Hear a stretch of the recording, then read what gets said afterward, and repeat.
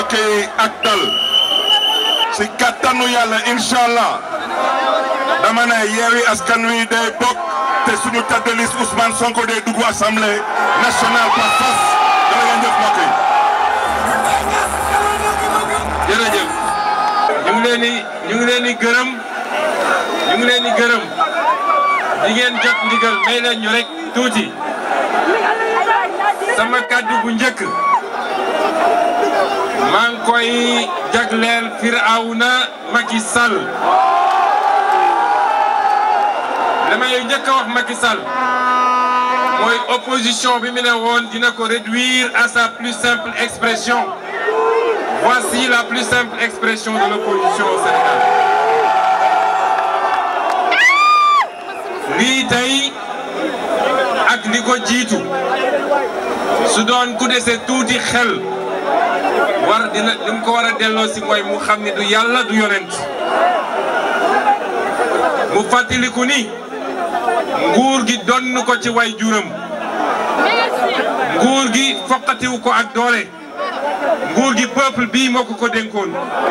te peuple bi nee na février 2024 il ne sera plus président de la République du Sénégal.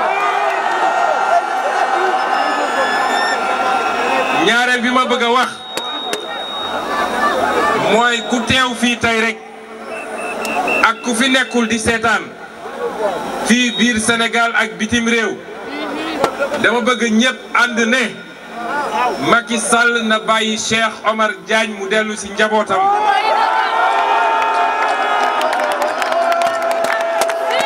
ñi ko ngemb mooy ñi nga xam ne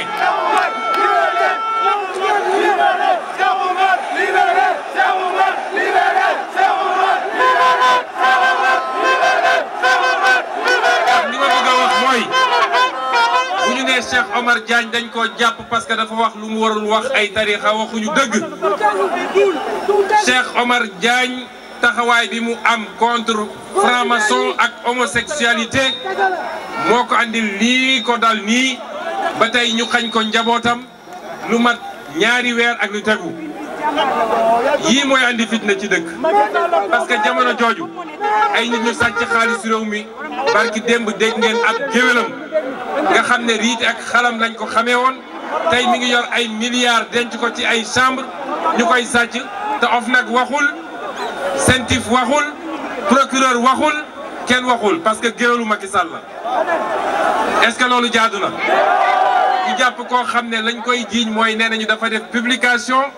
ci page Facebook am ne ko ràpp ci kaso bi parce que ñii nga xam ne ñoo yor agenda góor jigéen ñoo ko sant Macky Sall na bàyyi doomu jàmbur mu dellu këram. ñetteel bi ma bëgg a wax parce que dafa am lu ma gis dañoo am nag daje bu am solo daje bii artu la ci Macky Sall waaye tey lañu lancé suñu pré-campagne wala suñu campagne kon dama bëgg ngeen déglu ma ci lu am solo dañoo def coalition boo xam ne diggante grande coalition wàllu Sénégal la nga xam ne président Abdoulaye Wade moo ko jiite ak suñu coalition ñun muy Yewwi Askan Wi nga xam ne Khalifa Ababacar Sall mooy président conférence des leaders li ma bëgg ngeen jàpp yéen mooy dañoo dem ba daj ba xool ba xam ni ñun ñi ñëpp nag benn problème la ñu am benn noon la ñu am te muy noonu Sénégal muy Firawna Sall ñu xam ni déglu leen ma rek ñu xam ni fii rek xam ngeen may ma ñu xam ni xeetu élection yi ñu jëm muy bi ñu jóge ak bi ñu dëgmal dafa di élection yoo xam ne raw gàddu la moo tax ñoom li leen gën a soxal mooy nañu fexe ba opposition bi continuer di diviser wu bu ko defee ñu ne Ousmane Sonko moyetul PDS moyetul Khalifa moyetul PRP ñun ñu continuer di tasaaroo ñoom ñuy bennoo di ñu duma continuer tey réew mi di ci def leen neex looloo tax ñu ne nañu ànd kenn ku ne ci ñun yor na kuréelam kenn ku nekk ci ñun yor na projet am kenn ku nekk ci ñun yor na ay ambition am waaye su dee dañoo bëgg Macky Sall continuer toog ci bopp réew mi nañu continuer tasaaroo ku nekk topp sa yoon. kon bu ngeen d'accord ngeen ni ànd bi lu war la kon dama bëgg bis ni ki tey ku fi bokk Yewwi na jàpp Wallu ku fi bokk Wallu na jàpp Yewwi.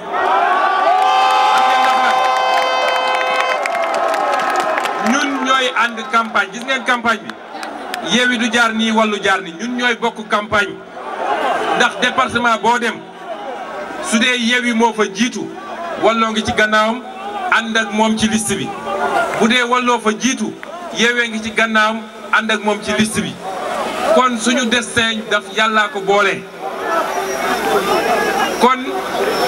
bis ni ki tey bu leen def xaj ak seen diggante Yewwi ak Wallu benn liste bi la loolu nag moo tere ñelew Macky Sall lii moo tere Macky Sall nelaw ngalawaay buñ ko yàq nañ ko defar nañ ko dëgëral nañ ko dooleel bu leen kenn yóbbu ba ngeen naan tey ñun PDS néeg nii kon ñun dañuy def néeg PDS wala ñun diw ak nii déedéet fii mu toll nii benn bi la ak benn objectif mooy 31 juillet heure bii bu ñu commencé wàññi ñëpp xam ni Macky Sall abal nañu.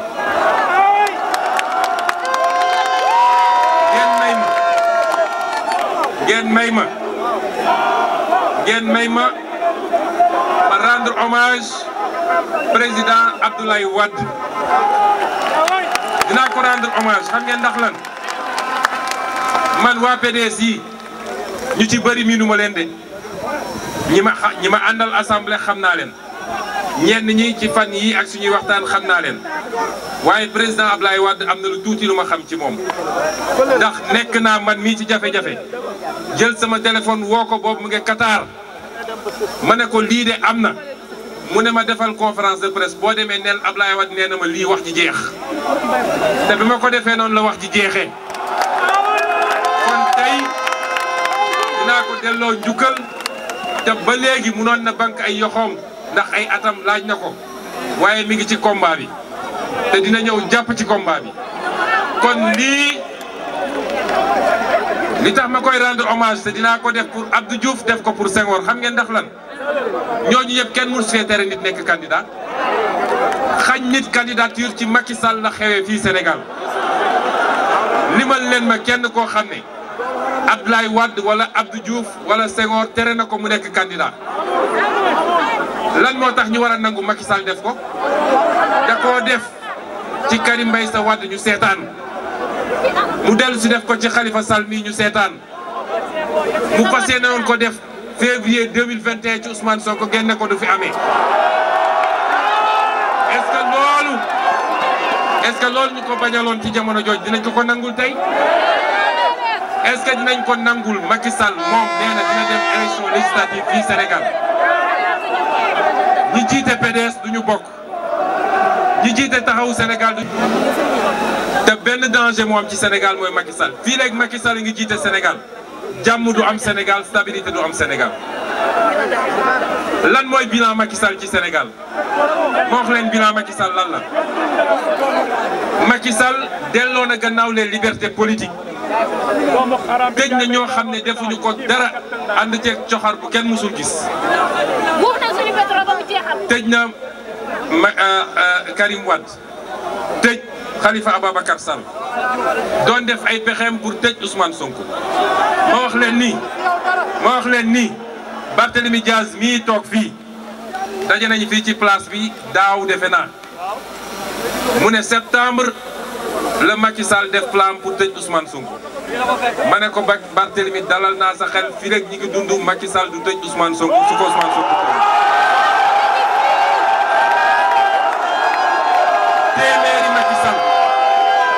téeméeri Macky Sall ak juge am ak administration ak police am ak gendarmerie am mënuñu ñoo tëj kaso waaye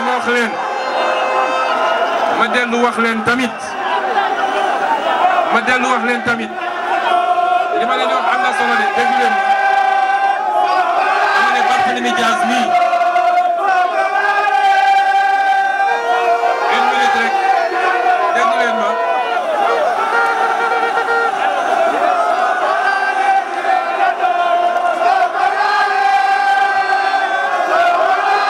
dama wax merci mais leen ma une minute rek balaa muy lëndëm ñu tënk affaire bi dama leen wax Barthélémy Dias mii xam ngeen luy pexe Macky Sall ci moom keroog li ñu génn mobilisé wu moo tax ñu tiit dàq affaire bi may yégal leen ni xam ngeen lu ñu nar condamné ko avec sursis pour nangu mairie Dakar ci loxoom ma ne la Barthélémy mairie Dakar bu soobee yàlla juróomi at yi di ñëw mairie Dakar Barthélémy Toye Dias day tudd bis bu ne day nangu mairie Dakar ñu nangu palais bi ci moom amul lu ñuy lam-lam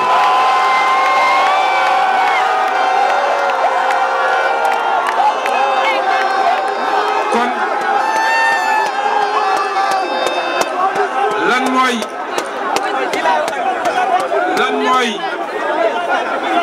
lan mooy bilan Macky Sall gannaaw tëj ak complot ak sàcc alalu réew mi Cheikh Tidiane Dièye wax na ko léegi Macky Sall lan la promettoon Sénégalais ci corruption fan la ñu toll ci corruption tey ci Sénégal xaalisu réew mi yëpp mi ngi seen i coffre-fort gis nga bis bu manifestation amatee ba ngeen dajji seen i kër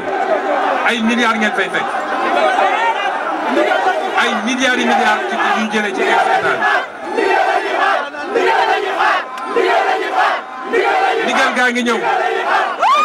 nee leen ma ñu terminé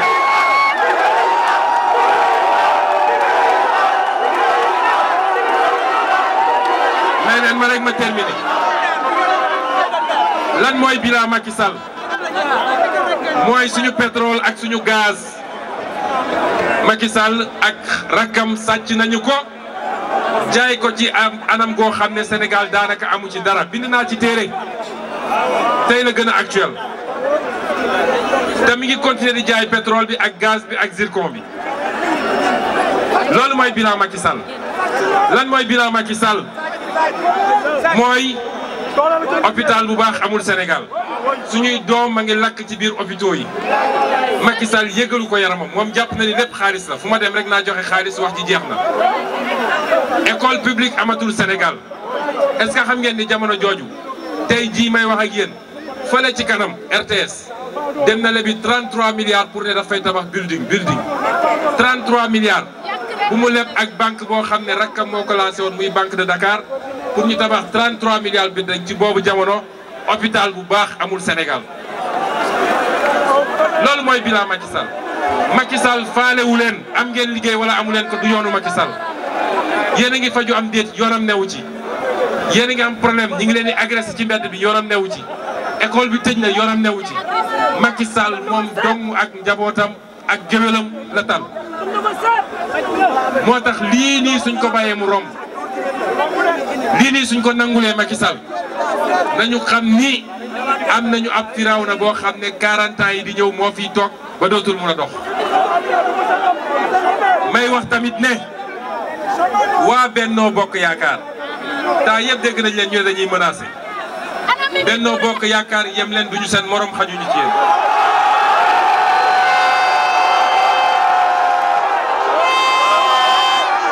Benno Bokk Yaakaar te nag dégg nañ ma baax seen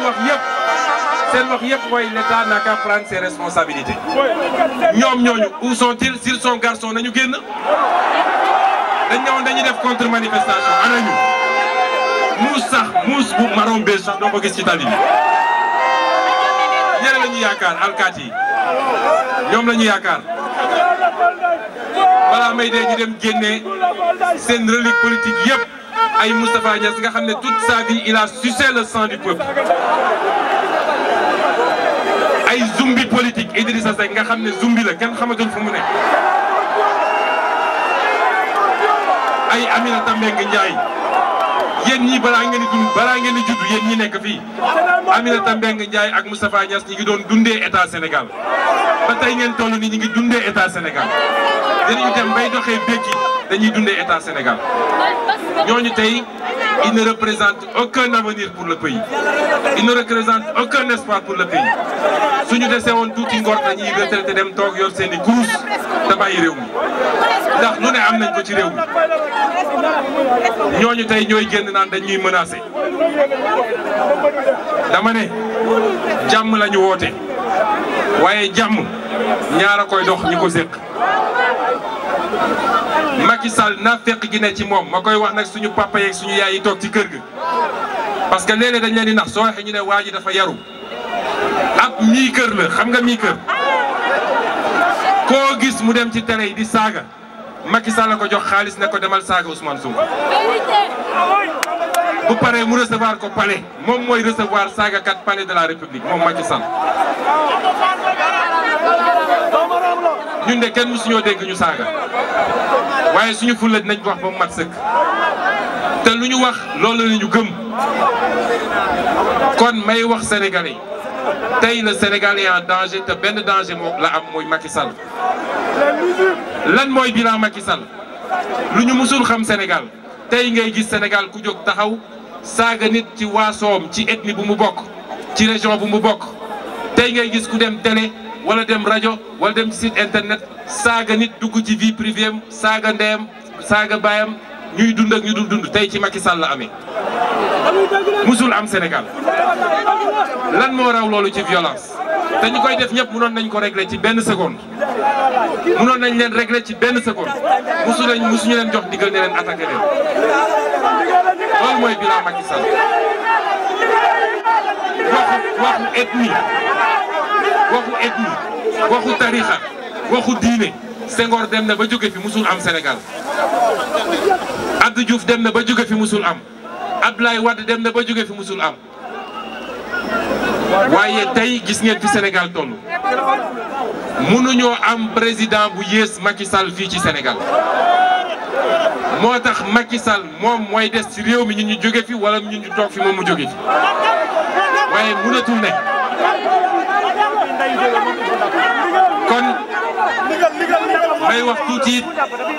ndigal gi mooy mujj xaar leen rek may wax tuuti nag ci administration ak justice wata wat réew mi moomu leen ko de ku jàpp ni nee nañ la monsieur le juge solal la ab touche bu xonk jox la xaalis bu bëri jox la ay woto nga bëgg a taal réew mi yow la ñuy taal loolu dina jeex Sénégal de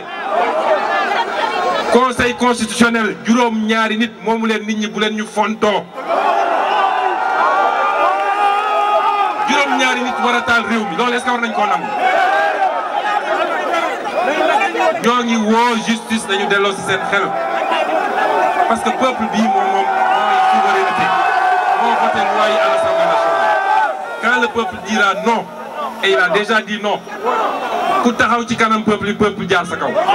kenn mënu ci dara may wax tam waa force de défense et de sécurité yéen ñële toog na le bu leen topp seeni kilifa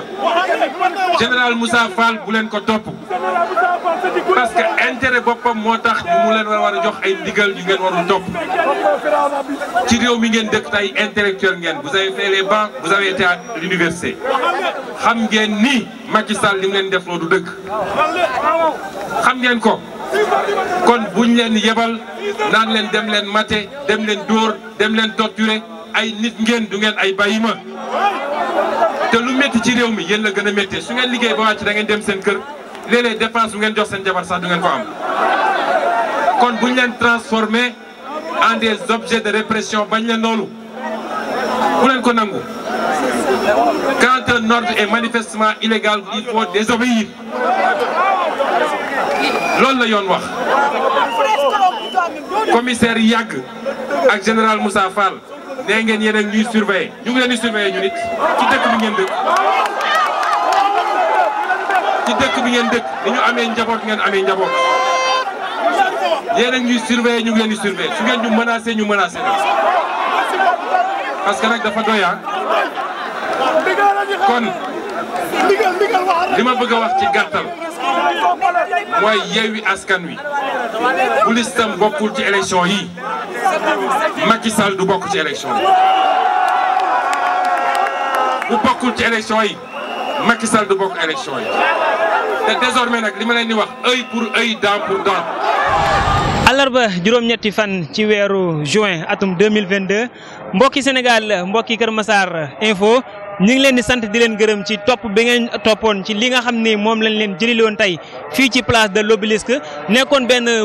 rassemblement bu mag bi nga xam ni moom la opposition bi woote. comme ni ko seen leader waxee ki nga xam ni moom moo di Ousmane Sonko toog leen xaar ndigal li lenn lay doon mooy élection 2022 yii ñu jublu mooy législative yi bu nga xam ne ni mooy liste Yewwi Askan bi ak Wallu suñ ci bokkul élection du am wala ñoom ñëpp dañuy bokkandoo dem élection ndigal laa ngi noonu ñu am yaakaar ne rek élection yi dana dem si jàmm mu jeex si jàmm ndax jàmm ci la lépp xat mbokki Kër Massar info ñu ngi leen jox dig daje ba beneen yoon.